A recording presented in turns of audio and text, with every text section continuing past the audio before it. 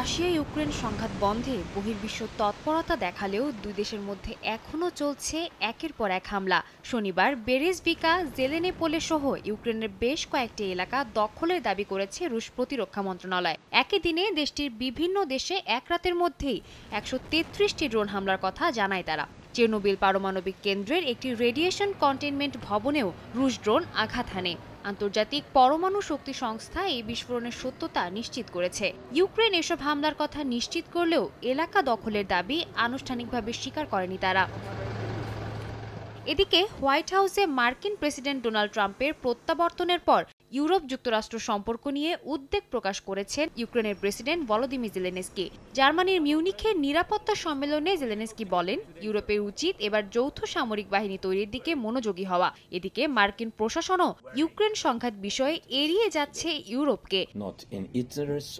কিয়েভে শান্তি প্রতিষ্ঠায় মার্কিন প্রেসিডেন্ট ডোনাল্ড ট্রাম্প এবং রুশ প্রেসিডেন্ট ভ্লাদিমির পুতিন আলোচনা শুরুর সিদ্ধান্ত নিয়েছেন। ট্রাম্প প্রশাসনের বিশেষ দূত কিথ কেলগ বলেন, এই আলোচনায় ইউক্রেন অংশ নিতে পারলেও ইউরোপকে সরাসরি অংশ নিতে দেয়া হবে না। যদিও এ মন্তব্যের বিরোধিতা করেছেন জেলেনস্কি।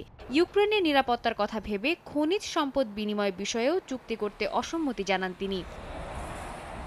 এদিকে মার্কিন প্রতিরক্ষা সচিব পিট হেগসেথ বলেন, ইউক্রেনের ন্যাটোতে যোগ দেওয়া সম্ভব নয় এবং ২০১৪ সালের আগের সীমান্তে ফিরে যাওয়া অবাস্তব। ইউক্রেনের প্রধানমন্ত্রী ডেনিস মিহাল এই অবস্থানের কড়া সমালোচনা করেছেন। সাদিয়া তাসনিম, সময় সংবাদ।